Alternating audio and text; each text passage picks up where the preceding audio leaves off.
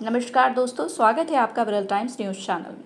भारतीय reserve bank ने Britain से 100 टन से अधिक सोना वापस भारत लाकर एक बड़ा कदम उठाया है। यह 1991 के बाद की सबसे बड़ी वापसी है, जब इतने बड़े पैमाने पर सोने का भंडार वापस लाया गया था।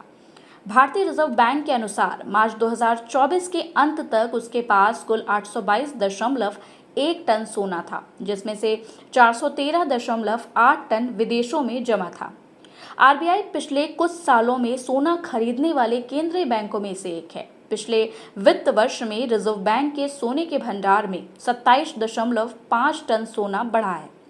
आरबीआई धीरे धीरे विदेशों में जमा सोने की मात्रा कम कर रहा है और इसे भारत ला रहा है। भारत अपना सोना वापस ला रहा है ताकि देश की अर्थव्यवस्था और मजबूत हो सके। भारत को अपनी अर्थव्यवस्था मजबूत करने के लिए ज्यादा सोने की जरूरत है। भारत चाहता है कि देश में सोने का भंडार बढ़े और उसके सोने का इस्तेमाल उसी के फायदे के लिए हो। 2023 में आरबीआई 100 टन सोना वापस भारत लाया। भारतीय रिजर्व बैंक सिर्फ भारत में ही नहीं बल्कि विदेशों में भी सोना रखता है।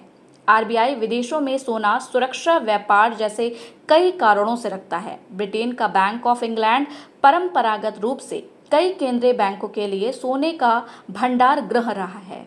भारत की आज़ादी से पहले से ही कुछ मात्रा में सोना लंदन में जमा है, क्योंकि आज़ादी से पहले ब्रिटेन बैंक ऑफ इंग्लैंड में भारत का सोना रखता था। इसलिए आज़ादी के बाद भी भारत ने कुछ सोना लंदन में ही रखा हुआ है। केंद्रीय बैंक सोने का भंडारण कई जगहों पर करना चाहते हैं ताकि जोखिम कम हो सके। सबसे पहले तो सुरक्षा को ध्यान में रखा जाता है। अगर भारत में किसी आपदा के दौरान राजनीतिक और आर्थिक स्थिति खराब होती है तो भी विदेशों में सोना सुरक्षित रहेगा। ऐसी स्थिति में सोने को सुरक्षित जगह पर रखना जरूरी होता है। इसलिए विदेशों में भंडार रखने से आरबीआई को राजनीतिक जोखिम से बचने में मदद मिलती है।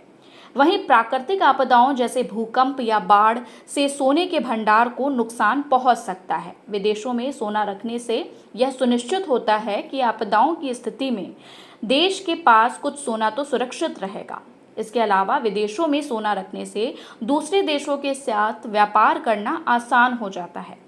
सोने का भंडार बढ़ने से अंतर्राष्ट्रीय व्यापार में मदद मिलती है। सोने का उपयोग अन्य देशों से लोन लेने या आयात के लिए भुगतान करने के लिए किया जा सकता है। वहीं विदेशों में सोने पर ज्यादा ब्याज मिल सकता है, जिससे भारत को फायदा होता है। धन्यवाद।